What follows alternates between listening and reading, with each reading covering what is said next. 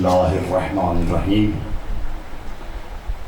آپ سب کا اس فرش اعضا پہ آنا، یہ فرش اعضا کا بچھانا، محرم الحرام کا چاند طلوع ہو چکا، فرش اعضا بچھ چکی، اذا خانے سج گئے، امام بارگاہوں کے دروازے کھل گئے۔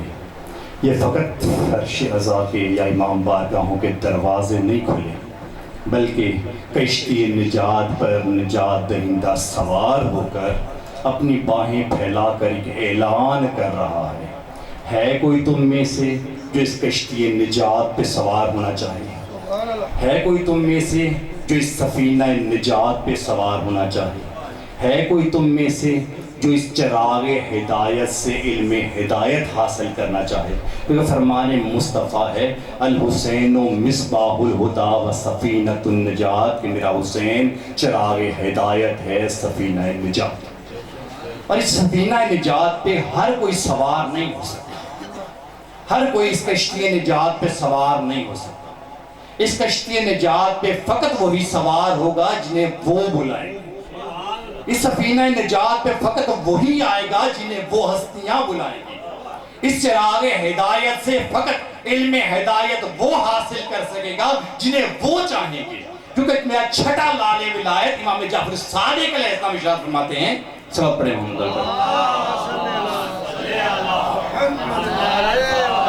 اذا اراد اللہ بعبد خیرا، جب میرا خدا چاہتا ہے نا کسی کو نیکیاں عطا کرے، جب میرا خدا چاہتا ہے نا کسی کو بھلائیاں عطا کرے، جب میرا خدا چاہتا ہے نا کسی کو پستیوں سے نکال کر بلندیوں کی طرف لے جائے، جب میرا خدا چاہتا ہے نا کسی کو تاریکیوں سے نکال کر روشنیوں کی طرف لے جائے، جب میرا خدا چاہتا ہے نا کسی لشکر یزید میں سے حر کو نکال کر لشکر حسین میں لے آئے، تو کیا کرتا ہے؟ جعل فی قلبہ حب الحسین، اس کے دل میں حسین کی محبت ڈال دیتا ہے۔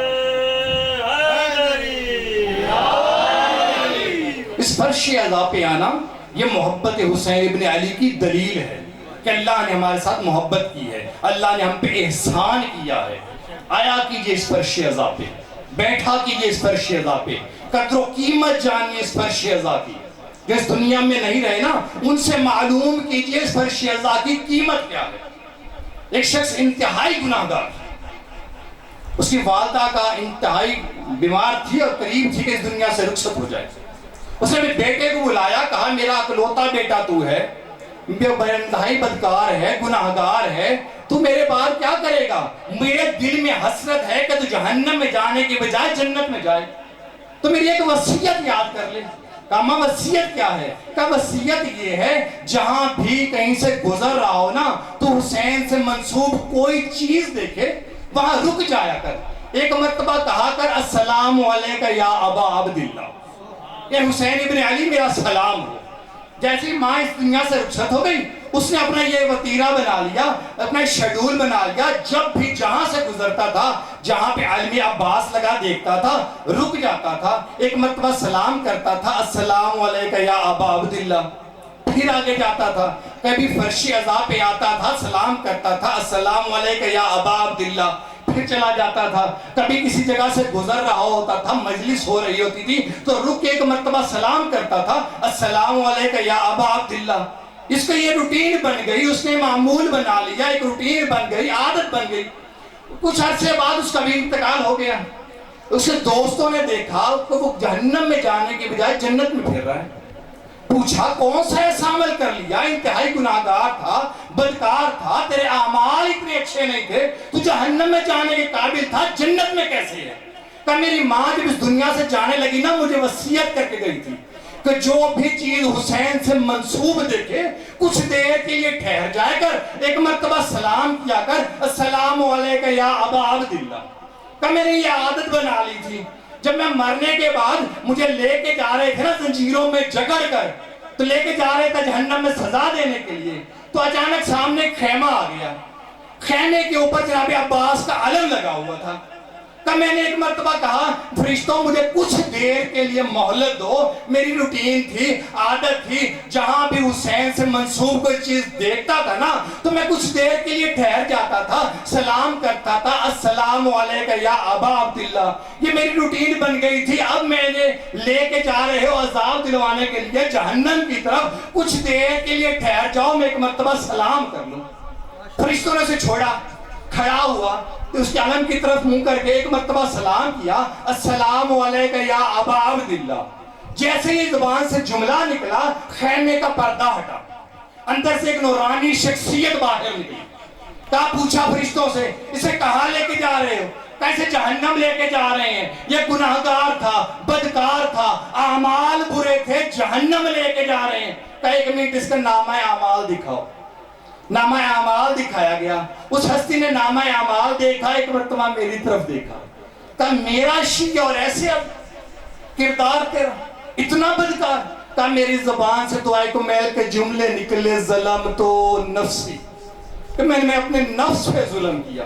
کہا, میری زبان سے یہ جملے جاری ہوتے رہے, میری آنکھوں سے اشک بہنے لگے. کہا, ایک مرتبہ پھر اس ہستی نے کہا مجھے اس کا نامہ اعمال دوبارہ لیا. اس نے نامہ اعمال دوبارہ لیا, ایک مرتبہ نامہ اعمال کو دیکھا, عرش کی طرف دے کے کہا پروردگار سے حسین کا صدقہ بخش. جیسے اس نے کہا نا حسین کا صدقہ بخش دے, اس نے نامہ اعمال پھر فرشتوں کو دیا اور خیمے میں چلا گیا.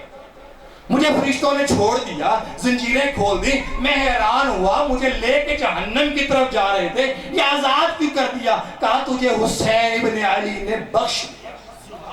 آیا کیجئے فرش عذاب پہ, بیٹھا کیجئے فرش عذاب پہ. ہو سکتا ہے کوئی ایسا جملہ ہماری زبان سے نکلے جو انہیں پسند آ جائے, بروز محشر وہ ہماری شفاعت کر دیں.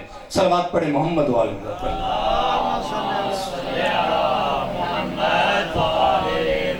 علامہ امینی بہت بڑے جید عالم دین, کتاب لکھی الغدیر.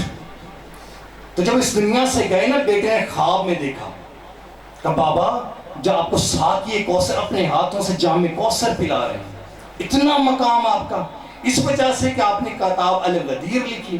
کہا, نہیں بیٹا اس وجہ سے نہیں. کہا, بابا پھر کس وجہ سے؟ کہا, میں ہر سال ابا عبداللہ امام حسین کی زیارت کے لیے جایا کرتا. کہا, بابا اب تو میرے پاس اتنے پیسے نہیں ہیں, اتنے ذرائع نہیں ہیں, اتنے سورسز نہیں ہیں, میں کیسے جا سکتا ہوں زیارت کے لیے؟ کہا, زیارت پہ نہیں جا سکتے نا, فرش عذاب پہ آ جایا کرو, مجلس حسین ابن علی میں آیا کرو, فرش عذاب پہ بیٹھا کرو. وہی ثواب جو ظاہر حسین کا ہے وہی عزادار حسین کا. عزادار حسین بنو, فرش عذاب پہ آیا کرو. جب ان سے متصل ہو جاؤ گے نا پھر اجر کیا ملتا ہے. ایک شخص انتہائی گناہگار, آخری وقت وصیت کر کے جاتا ہے کہ مجھے نجف دفن کرنا. مر گیا, وہ بیٹوں نے لاشا اٹھایا, کفن کیا, دفن کے لیے لے کے چلے ہیں نجف. دیکھا ہے جب خدام نے خواب میں جناب علی آئے ہیں تو کہہ رہے ہیں کہ جو جنازہ آ رہا ہے نا اسے میرے حرم میں دفن نہیں ہونے دینا, اسے روک لینا.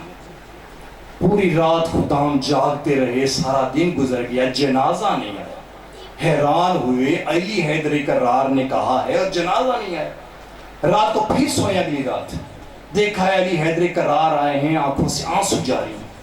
کہا, مولا آپ گریہ کر رہے ہیں؟ کہا, کل جو جنازہ آنا تھا نا وہ آ نہیں سکا, آج آئے گا, اسے میرے حرم میں دفن ہونے کی اجازت دے دینا کہ میرے حرم میں دفن ہو جائے. کہا, مولا کل منع کیا تھا, آج کہہ رہے آئے تو آنے دینا, وجہ کیا ہے؟ کہا, جب وہ چلا تھا نا تو انتہائی گناہگار تھا, لیکن نجف کے راستے میں آتے ہوئے نا وہ کربلا چلے گئے, راستہ بھولا کربلا چلے گئے. اب وہ ظاہر حسین بن کے آ رہا ہے, اب وہ کفن کے اوپر گرب و بلا کی مٹی لے کے آ رہا ہے, اب اسے آنے دینا, میرے حرم میں دفن ہونے دینا. آیا کیجئے فرش عذاب پہ, بیٹھا کیجئے فرش عذاب پہ. حبیب ابن مظاہر کربلا کے شہداء میں سے ہیں, اور یہ وہ شہید ہیں جسے حسین نے خط لکھ کے بلایا تھا, حبیب میری مدد کے لیے آؤ. جب اس دنیا سے گئے نا تو ایک شخص میں نے خواب میں دیکھا, کہا, حبیب بڑا مقام ہے تیرا, بڑا مرتبہ ہے تیرا, تو کربلا کے شہداء میں سے ہے, تجھے حسین نے خط لکھ کے بلایا ہے, کوئی حسرت باقی رہ گئی؟ کہاں ایک حسرت باقی رہ گئی. کہا, کون سی حسرت؟ کہا, کاش خدا مجھے دنیا میں دوبارہ بھیجے نا, میں فرش عذاب پہ جا کے بیٹھوں اور عزادار کے. آیا کیجیے فرش ادا پہ، بیٹھا کیجیے فرش ادا پہ، چھوٹے چھوٹے کام اس فرش ادا پہ آ کے بیٹھیں گے نا. تو میں بھی تھوڑی دیر پہلے کی روایت پڑھ رہا تھا کہ ابھی صفحے عذاب میں یہ فرش عذاب پہ صفحے نہیں بچھی ہوتی، کوئی انتظام نہیں کیا ہوتا، نہ سپیکر ہوتا ہے نہ کرسی، کچھ بھی نہیں ہوتا. رسول کی بیٹی سجاد کو ساتھ لے کے آتی ہے، آگے پہلے فرش عذاب پہ بیٹھ جاتی ہے، آگے کہتی ہے سجاد جو پہلے آ رہا ہے نا وہ مرد ہے، میں مستور ہوں.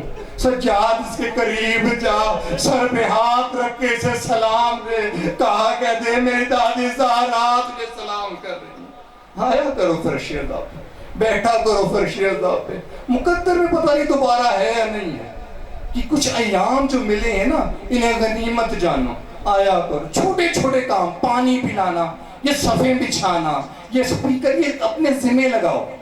اس کا اجر و ثواب کیا ہے کہ سوچو. بہت بڑے عالم دین ایران کے مجالس پڑھتے تھے، علامہ کوثری نام لکھا ہے، وہ بڑے خطیب تھے، مجتہدین ان کی مجلس سننے کے لیے نیچے بیٹھا کرتے تھے اور وہ مجلس پڑھا کرتے تھے. ایک دن مجلس پڑھ کے باہر نکلنے لگے نا تو چھوٹے چھوٹے 11-12 سال کے بچے آ گئے ان کے پاس. کہا مولانا صاحب کل 10 محرم ہے، بچوں کی مجلس ہے، آپ نے پڑھنی ہے. تو کہنے لگے نہیں میرے پاس کل ٹائم نہیں ہے، پھر کبھی کا ٹائم بتائیے. کہا نہیں مولانا صاحب کل مجلس پڑھنی ہے. جب انہوں نے کہا نہیں ٹائم، تو ایک بچہ رونا شروع ہو گیا پیچھے سے. اس بچے کی طرف دیکھ کے کہنے لگے اچھا چلو میں کل آؤں گا، کچھ دیر کی مجلس پڑھوں گا. آئے ہیں، دیکھا بچے بیٹھے ہیں 10-12، ایک چھوٹا سا کپڑا بچھایا ہوا ہے، اس کپڑے کے اوپر بچے بیٹھے ہوئے ہیں. آئے ہیں مولانا صاحب کوثری اور آگے انہوں نے خطاب کرنا شروع کر دیا، مختصر ترین خطاب کیا، ایک جملہ پڑھا صاحب کو اور جانے لگا. بچوں نے کہا مولانا صاحب بیٹھیے، چائے پی کے جائیے گا. جب انتہائی اصرار بڑھانا بیٹھ گئے. چائے آئی نا تو چائے کا پہلا گھونٹ لیا، چائے بہت ٹھنڈی تھی. اب دیکھا بچے ادھر ادھر دیکھ رہے ہیں تو انہوں نے کیا کہ چائے کو ٹھکانے لگا دیا، پھینک دیا. جا کے مجالس پڑھی، رات کو اپنے بستر پہ سونے کے لیے چلے گئے. جب بستر پہ سوئے نا رات کو خواب میں جناب زہرا تشریف لائیں. آگے کہتے کوثری آج نے بڑی مجالس پڑھی ہیں. کہاں بی بی آج 7 سے 8 مجالس پڑھی ہیں. کہا ان میں سے مجھے صرف ایک مجلس تیری قبول کی ہے. کہا بی بی کون سی مجلس؟ جو فلاں مجتہد کی ہاں پڑھی تھی وہ مجلس؟ کہا نہیں. کہا فلاں انجمن کی جو مجلس پڑھی تھی وہ مجلس؟ کہا نہیں وہ سب مجلس سے نہیں، وہ جو بچوں کی وہاں مجلس پڑھی تھی نا میں نے وہ قبول کی ہے. لیکن کہا کوثری تو نے وہ جو چائے پیش کی تھی چائے کیوں نہیں پی؟ کہا بی بی وہ بہت ٹھنڈی تھی. کہا کوثری میں نے اپنے ہاتھ سے بنا کے بھیجی تھی. چھوٹے چھوٹے کام ہے نا، کوشش کیا کرو، پانی خود پلایا کرو، یہ صفحے خود بچھایا کرو، ماتم کیا کرو، عزاداری برپا کیا کرو. کسی نے میرے چھٹے امام سے پوچھا نا مولا گریہ تو تب ہوتا ہے نا کہ جب کسی گھر میں میت پڑی ہو، تو آپ تو کہا تو پوچھنا کیا چاہتا ہے؟ کہ مولا آپ کی شیعہ ہیں، چاند طلوع ہوتا ہے فوراً گریہ کرنا شروع کر دیتے ہیں. کہا جو میں دیکھ رہا ہوں وہ تو نہیں دیکھتا. کہا چاند جیسے ہی طلوع ہوتا ہے آسمان کے فرشتے میرے جد حسین کا کرتا لے کے زمین پہ آتے ہیں. وہ کرتا ہوتا ہے جو آخری وقت میں میرے جد حسین نے پہنا تھا، زخموں سے چور چور ہوتا ہے، پھٹا ہوا ہوتا ہے، اس کے اوپر میرے جد حسین کا خون لگا ہوتا ہے. آ کے زمین پہ بچھاتے ہیں، ہم وہ خون دیکھتے ہیں لیکن اس خون کی جو خوشبو ہوتی ہے وہ میرے عزادار سونگھتے ہیں، اس لیے گریہ کرتے ہیں. آیا کیجیے فرش عذاب پہ. ہلال جب چاند نکلتا ہے نا تو تحفۃ الانوار میں دوسری کتابوں میں دعائیں منقول ہیں امام سے کہ یہ دعا پڑھنی چاہیے. تو جب یہ عرب کی ہر روایت تھا کہ جب کوئی چاند طلوع ہوتا تھا نا ہر مہینے کا تو بچے دعا اکٹھے مل کے پڑھتے تھے اور پھر اپنے بزرگوں کے پاس جاتے تھے دعا لینے کے لیے کہ دعا دی جاتی تھی. جب رجب کا چاند طلوع ہوا ہے نا تو سب نے مل کے دیکھا ہے تو آئی ہے نا سغرا، آ کے سلام کیا، سب نے جواب دیا، دعائیں دیں، اللہ تیرے بھائی کو سلامت رکھے، اللہ اس مہینے تیرے بہنوں کے پردوں کو سلامت رکھے، اللہ اس مہینے تیرے چچا کو سلامت رکھے، اللہ اس مہینے تیرے بھائی کو سلامت رکھے. یہ دعائیں دیتی تھیں. رجب کا چاند طلوع ہوا 60 ہجری کا، آئے ہیں تو گرا گھر تھا، ہر ایک نے دعائیں دی، لیکن جب جیسے ہی شعبان کا چاند طلوع ہوا نا تو آئی ہے سغرا۔ ایک گھر میں سغرا تھی یا 2 بڑی بیبیاں تھیں، ایک کا نام ام البنین ہے، ایک ام سلمہ تھی۔ آ کے چاند دیکھا، جیسے ہی چاند دیکھا آئی ہیں بیویوں کے پاس، آ کے سلام کیا، دادی میرا سلام ہو، نانی میرا سلام ہو۔ دونوں نے دعائیں دی، تیرا بابا سلامت رہے اس مہینے میں، تیرا چچا سلامت رہے اس مہینے میں، تیرا بھائی سلامت رہے اس مہینے میں۔ جیسے سغرا نے دعائیں لی نا دل مطمئن ہوا، چلی گئی۔ شعبان کا چاند گیا، رمضان کا چاند گیا، شوال کا چاند گیا، ہر مہینے آتی دعائیں لیتی رہی۔ یا 61 ہجری کا چاند طلوع ہوا، محرم کا چاند طلوع ہونا تھا، سغرا نے چاند دیکھا، آ کے سلام کیا، نانی سلام ہو، دادی سلام ہو۔ سلام کے بعد کھڑی رہی، اب مجھے دعائیں دیں گے، اب مجھے دعائیں دیں گے۔ جب کچھ دیر گزری دعائیں نہ دی، کہا نانی تم نے نہیں کہا میرا بابا سلامت رہے، تیرا چچا سلامت رہے، تیرا بھیا سلامت رہے۔ ام سلمہ نے وہ شیشی دکھائی جس میں کربلا کی خاک تھی، کہا سغرا یہ وہ مہینہ ہے جس میں تیرے اکبر کے برچھی لگے گی، یہ وہ مہینہ ہے جس میں قاسم کی لاش پامال ہوگی، یہ وہ مہینہ ہے جس میں اصغر کے تیر لگے گا، یہ وہ مہینہ ہے جس میں تیرے بابا کو کھنڈ خنجر سے ذبح کر دیا گیا۔ اللہ لعنت اللہ علیہ۔